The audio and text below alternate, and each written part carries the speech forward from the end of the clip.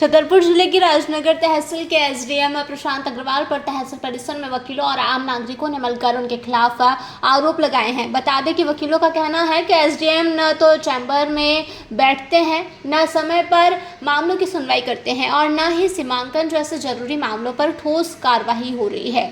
स्थानीय अधिवक्ताओं का आरोप है कि एसडीएम से मिलने के लिए लोगों से पर्ची मंगाई जाती है और यह तय किया जाता है कि किससे मिलना है और किससे नहीं, वह भी व्यक्ति के नाम, पद और रुतबे के आधार पर। उन्होंने कहा, एसडीएम जनता के सेवक है, राजा नहीं कि हुकूमत करे। यह व्यवहार लोकतंत्र के खिलाफ है। वहीं तहसील कार्यालय में रोजाना सैकड़ों लोग अपने आवेदन लेकर पहुंचते हैं, लेकिन उन्हें केवल निराशा ही हाथ लगती है। न सुनवाई होती है, न समाधान। दिन भर इंतजार करने के बाद लोग मायूस होकर लौट जाते हैं।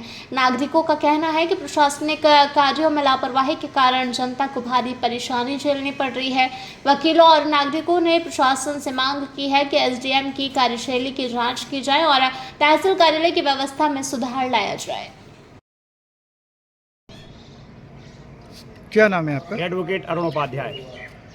यहाँ पे ये लोग जो काम कराने के लिए तहसील में आते हैं, ये लोग लगातार भड़क रहे हैं, इस पर क्या कहना चाहेंगे आप? भैया, जनता परेशान, अधिवक्ता परेशान और अधिकारी एसी में बैठ करके केवल मीटिंग मीटिंग मीटिंग।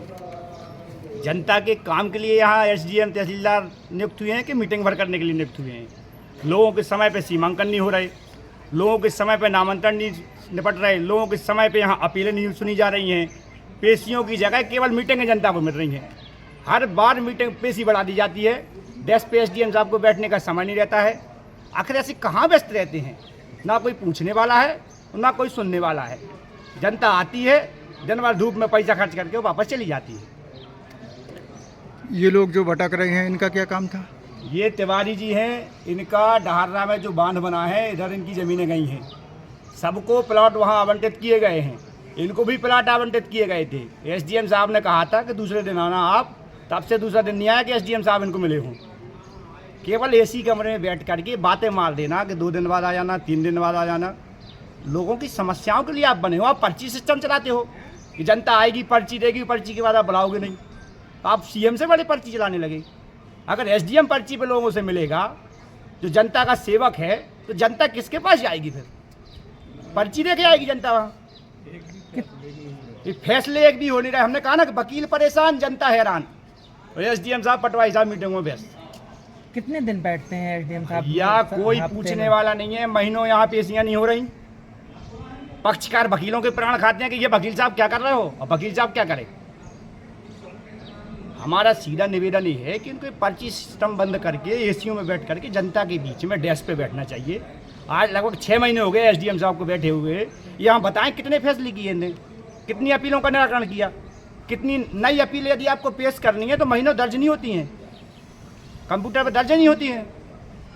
तो इतना भ्रष्टाचार है, एकदम भ्रष्टाचार, एकदम कोई भी फैसला बिना पैसों के नहीं हो रहा है। कुल मिलाकर सीधा सीधा है, जनता वास्तव में परेशान है। और एसडीएम साहब को बैठना चाहिए तो शर्म आती हो, और शर्म नहीं आती हो तो दुनिया बेशरम को तो क्या है। बेशरम को कहीं सहारा नहीं है और शर्म वाले को हर जगह सहारा है। सरकार पैसा दे रही है, आपको लाखों रुपए सैलरी दे रही है, किस लिए दे रही? जनता के काम करो। अरे अधिकारी पर्ची मिलेगा, लोक सेवक का मतलब क्या हुआ?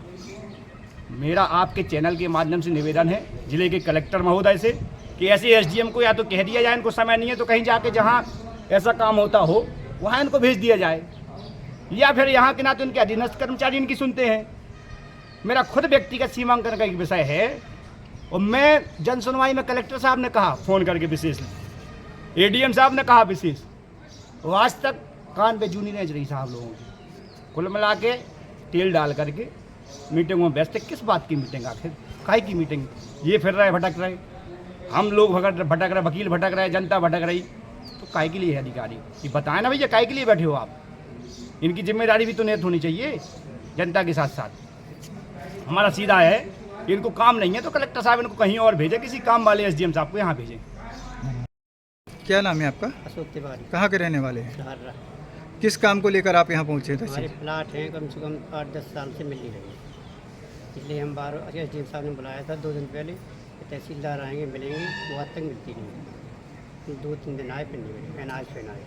आप तहसीलदार से मिलते तो पर्ची देते हैं क्या? आज तहसीलदार नहीं लेते, एसडीएम लेते हैं। एसडीएम पर्ची लेते हैं? पर्ची देते हैं। उसके बाद मिले हैं आपको क्या? नहीं मिली अभी, अर्जी भर ले ली अभी मीटिंग में चलेगी। कितनी देर से बैठे हैं आप? अभी हम 2 घंटे हो गए। छतरपुर से भरत यादव की रिपोर्ट। जयराम जी, किशन काका, राम राम भाई, राम राम। क्या दोनों भाई बैठ के क्या हिसाब लगा रहे हो? ऊटी लहसुन के भाव आ गए क्या?